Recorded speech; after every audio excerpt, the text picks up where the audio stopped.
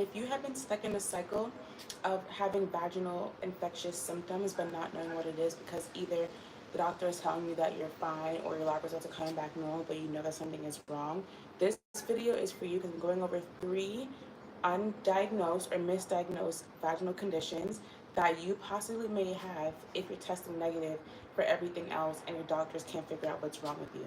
But before that, follow Vag Heal Nutrition on TikTok. Also, make sure to check out my Vag Reset ebook that goes over every single thing that you need to know to heal your recurring vaginal infections. You can literally buy that book and completely heal yourself without anything else. And on top of that, if you want even more guidance and support, join the Vag Reset program where you have one-to-one guidance for me. The price for my program goes up on the 1st of September. So right now it's $200, but on September 1st it's going to be $500. So get that while it is now still $200. So the first condition is a condition where you would not even think it's something that's really possible because how could it be? But they always say too much of something is a bad thing. And the first condition is called cytolytic vaginosis.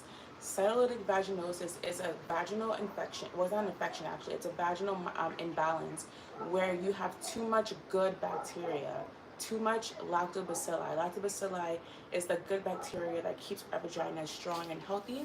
It's the bacteria that we normally see in probiotics because it keeps our vaginal immunity and vaginal state balanced and healthy. But if you have too much, it can cause cytolytic vaginosis, which is basically an imbalance of having too much good bacteria that causes yeast infection symptoms.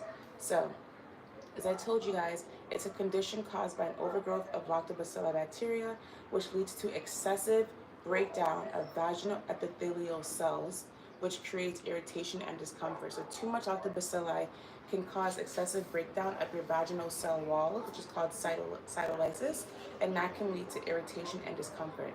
So the symptoms involve burning, itching, and vaginal soreness, increased thick white clumpy discharge, both similar to a yeast infection, and symptoms often worsen before your period. So if you have these 3 symptoms, ask your doctor about cytolytic vaginosis, and honestly, some GYNs do not even know about this condition. So do your research and bring it to them and show them and see how you can get tested. I got tested to get to the root cause of my recurring vaginal infections using Eddie, which is an online at-home microbiome testing company that tests for over 700 microbes that the normal GYN does not test for, including STI testing and also including antibiotic resistance testing. So if you've been resistant to antibiotics, Eddie will tell you exactly which antibiotics you're resistant to and which ones you need in order to kill your infection.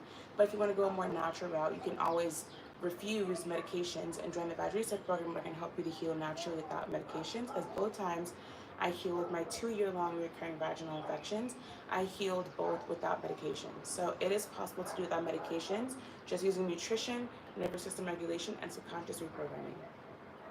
So how to get tested? Your vaginal pH would usually be really, really low. So it'll be between 3.5 to 4.5. So it'll be really low and acidic.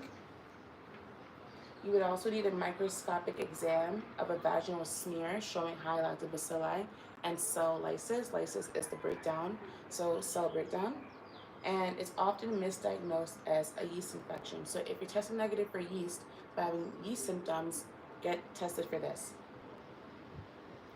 So as I told you guys, overgrowth of lactobacilli is what causes it, but that can be due to frequent douching, hormonal changes, antibiotic use, or excessive vaginal hygiene disrupting balance.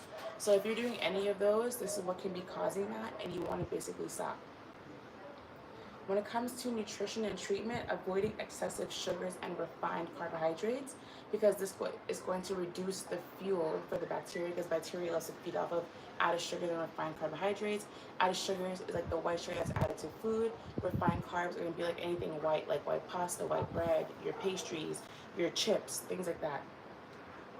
You want to eat more alkalizing foods since this condition stems from really low acidity.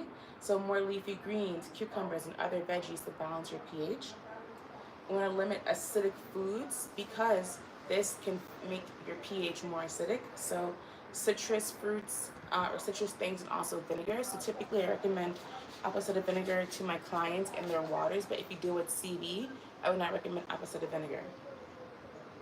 You can also use baking soda sitz baths to neutralize vaginal acidity temporarily. So baking soda is more alkaline, so having a baking soda sitz bath is going to help neutralize your vaginal acidity, but only temporarily. So this can be used in combination with other things as well. And avoid unnecessary probiotic supplements that increase lactobacilli when symptoms are present. Since this is a condition where you have too much lactobacilli, you want to reduce your consumption of lactobacilli by reducing your consumption of probiotic-rich foods that have lactobacilli. So if you think you've been dealing with CD, or you know someone that's dealing with it, or you have any questions about it, comment them down below, because it's really interesting that this is a condition where you have too much good bacteria, not much people know about it, and often misdiagnosed, which is really, really annoying to deal with, because if a yeast infection is a fungal infection and cytolytic vaginosis is not a fungal infection, it's just a microbial imbalance, but then you're getting yeast infection medications, or you're getting antifungal medications for a bacterial imbalance, you can obviously see how that does not make sense. And it can leave people in a cycle of medications and feeling frustrated, thinking that they have a yeast infection. In reality, they have this instead. Now, the next condition, I have a client that has this and we're working through it together, and it's aerobic vaginitis. So this is basically when you have an overgrowth of aerobic bacteria in your vagina. So aerobic meaning that the bacteria loves and thrives off of oxygen, like E. coli, staph, and staphylococcus, E. coli, staph, and strep. So staphylococcus, streptococcus, and E. coli are different forms of aerobic bacteria that can cause vaginal inflammation. So it's different from BV because BV involves anaerobic bacteria, anaerobic as in bacteria that does not require oxygen, and aerobic vaginitis involves bacteria that requires oxygen to thrive. So some symptoms of AV include vaginal redness and swelling, burning, irritation, and pain during intercourse or urination, yellow or pus-like discharge, and also possible vaginal bleeding. So with AV, you want to get tested by getting a microscopic exam of your vaginal discharge showing inflammation, parabasal cells, and also aerobic bacteria. You can also get your test with EBI. EBI will test you for this. And if you want to test with EBI as well, I do have a link for $20 off your first EBI order. So EBI, I told you, is what I use to get the root cause of my recurring vaginal infection. So if you go to my link tree, you can get the link for $20 off. A vaginal pH test. Usually your vag will be really alkaline, so above 5. And also you may require specialized lab analysis. So EBI will do this for you if your GYN won't. So the causation of aerobic vaginitis includes disruption of healthy vaginal flora due to antibiotics, immune suppression, diabetes, hormonal changes allowing aerobic bacteria to flourish. So there is a direct correlation between diabetes, insulin resistance, and recurring vaginal infections. I have a whole entire video on that on its own, so go ahead and check that out. And I do have a video on why medications keep you in a vicious cycle of recurring vaginal infections. So if you want to check that video out, definitely go ahead as well. But nutrition and treatment for AV involves supporting your immune system through vitamin C-rich foods, zinc-rich foods, and omega-3 fatty acids. So vitamin C-rich foods are going to look like citrus fruits. Zinc-rich foods are going to look like pumpkin seeds, walnuts, oysters, nuts and seeds, things like that. And omega-3 fatty acids will come from fatty fish, pasture-raised eggs, grass-fed butter, olive oil, avocados, nuts and seeds. These things are going to give you a good amount of omega-3 fatty acids every day. And of course, there's supplementation, but always check with your healthcare provider to see if you need a supplement or not. 2, you want to reduce sugar and ultra-processed foods to stop the bad bacteria. So when we say sugar, referring to added sugar, not natural sugars like fruits and stuff like that. So reducing your intake of added sugar, and also ultra-processed foods like McDonald's, Popeyes, Chick-fil-A, Chinese food, pizza, all these things. Try to eat a whole food-based diet. Try to cook as much as possible. Eat from home. You want to incorporate anti-inflammatories like ginger, turmeric, aloe vera, celery juice by consuming them daily to help with reducing inflammation, which can help you with healing this condition. You also want to eat a moderate amount of fermented foods to balance your flora. And you also want to incorporate some herbal antimicrobials that may help, such as oregano oil and garlic. With oregano oil, you are only supposed to use it either 2 weeks on, 2 weeks off, or 30 days off, 30 days on, depending on you and your protocol. But you should be working with a healthcare provider and get consent from them first to use oregano oil so that you're not misusing it, because this is just education. This is not medical advice. So oregano oil is really, really, really powerful, as well as garlic, because garlic contains allicin, which is a compound that helps you to fight infections overnight. And oregano oil is its actual natural antibiotic. So a lot of herbalists will promote replacing antibiotics with oregano and cloves, because that combination is like its own really powerful natural antibiotic. So you can try that as well, as long as you're not on antibiotics while trying that. You don't want to mix herbs and antibiotics usually, especially when they're two antibiotic herbs like oregano oil and garlic and antibiotics. So try one or the other. But either way, this is not medical advice, it's just education. But garlic is also really powerful as well. So if you want to do garlic, oregano, and clove, you can try that out. But I'd probably speak with a herbalist or a dietitian who is knowledgeable in herbs, or you can obviously join our program and I would help you with that. Now, the third misdiagnosed or underdiagnosed condition that is being more diagnosed these days, but back in the days it really wasn't, and that's ureaplasma and mycoplasma. So these are small bacteria that are often part of the normal genital flora, but become pathogenic, causing infections like urethritis, surfacitis, and can contribute to recurring vaginal infections. It can also impact your fertility as well. So it is a part of the natural vaginal flora, but something can cause it to become out of whack. Basically, like if your bacteria are in dysbiosis, it can cause these bacteria that are usually normal to give you symptoms. So when I dealt with my first episode of recurring yeast infections back in 2017 to 2019, it was a yeast infection for a while, and then afterwards it started testing negative for yeast, but I was still having really bad symptoms. Like I was having anal itching and just feeling really hot and inflamed and itchy all the time. And it ended up being ureaplasma and mycoplasma. And I ended up healing myself using this a lot of nutrition. I was doing nutrition in a more like toxic way. I have a video on that on my channel as well, how I healed myself, or my whole entire journey dealing with recurring vaginal infections. And I was able to heal naturally without antibiotics, my mycoplasma and ureaplasma. And I have a lot of women that also ask me how to heal it, and I teach you how to heal it in the Vag Reset program. But with these two conditions, they often have no symptoms, but if they do, it may include vaginal discharge, burning, and pelvic pain. And recurrent infections are usually resistant to treatments like antibiotics. So it is a really hard condition to treat.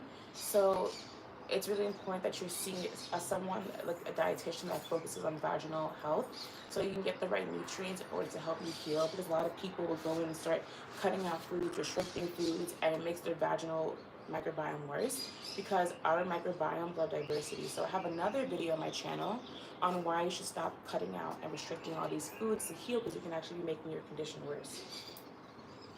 So how to get tested. Your GYN does test for this. It's a specialized PCR or a culture test from a vaginal swab or a cervical swab. So ask your GYN to test you for ureaplasma, mycoplasma. And then usually the causation can either be from sexual transmission or immune system weakness or vaginal flora imbalance. So unprotected sex, not having a great immune system because your gut health is not the best, and also vaginal imbalance. And for nutrition, you want to boost your immune function, because this is a bacterial imbalance. So with that, to fight off any infection, you want to boost your immune system. Citrus-rich foods, zinc-rich foods, vitamin D-rich foods, antioxidants from berries and nuts, different colored fruits and vegetables, because the colors in fruits and vegetables are all different antioxidants which fight inflammation, as well as probiotics like lactobacillus. So I like Garden of Life vaginal probiotics, and I like Gyrodophilis vaginal probiotics, both which I have in my vaginal storefront. I also like Seeds intravaginal probiotic suppository. So those are all really, really great for getting you back into balance. And also, of course, probiotic-rich foods. You want to avoid sugar and refined carbs to reduce bacterial growth. You want to increase omega-3 fatty acids to reduce inflammation.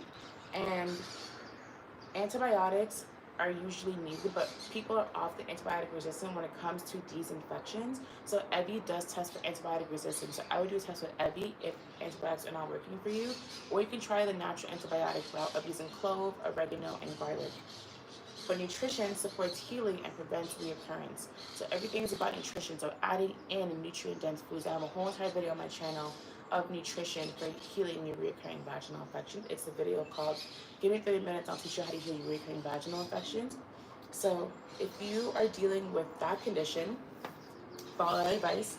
But otherwise, These are the 3 most common misdiagnosed vaginal conditions that you may have that's causing your recurring pH imbalances and vaginal infections. And if you feel like you have any of those, speak with your doctor. If they can't help you or don't know how to help you, save up for a test with Evie. It ranges around $150 to $200, but it gets to the root cause of your recurring vaginal infection so that you're done with it forever, because now you know what's causing it. And like I said, I have that link down below. And then once you do have your Evie results, you can either do 2 things. One, put your results in ChatGPT and ask ChatGPT for a protocol for you to follow. Or if you want more personalized advice with 24/7 support for a month, one-to-one voice note coaching, you want it to be in a community group of other women who are also healing. You want to do weekly check-ins, so I can check in with you weekly. And you also want to join a weekly Q&A on Fridays to ask your questions, and you just want that more one-to-one support, then join the Vag Reset program. Like I told you, right now it's $200, but starting on the 1st of September it's going to be $500. So I also do have a current payment plan of $50 bi-weekly until you pay $200, then you start the program. But otherwise, after the 1st of September, it's not going to be available anymore. So if you are ready to heal, you're tired of medications, you're done with medications, you're tired of doctors not helping you, you're tired of not being able to have sex, you're tired of being scared of your vag smelling, of not being intimate with your boyfriend, or being scared that you're going to be broken up with, or you're just tired of all of that shit, join the Vag Reset program. Like I told you, I do also have a Vag Reset ebook that you can also purchase to help you, because it does give every single thing in it that you need in order to heal if you don't want to pay the money for the Vag Reset program. And I do have vaginal healing mindset tools on my YouTube channel. So I have a vaginal healing subliminal meditation track, and I also do offer a free 8-hour vaginal healing affirmation sleep tape linked in my link tree down below. So I give you all the tools to heal. Follow my advice, be consistent, persistent, and disciplined, and you will heal. I'll see you all in the next video. Bye, everyone.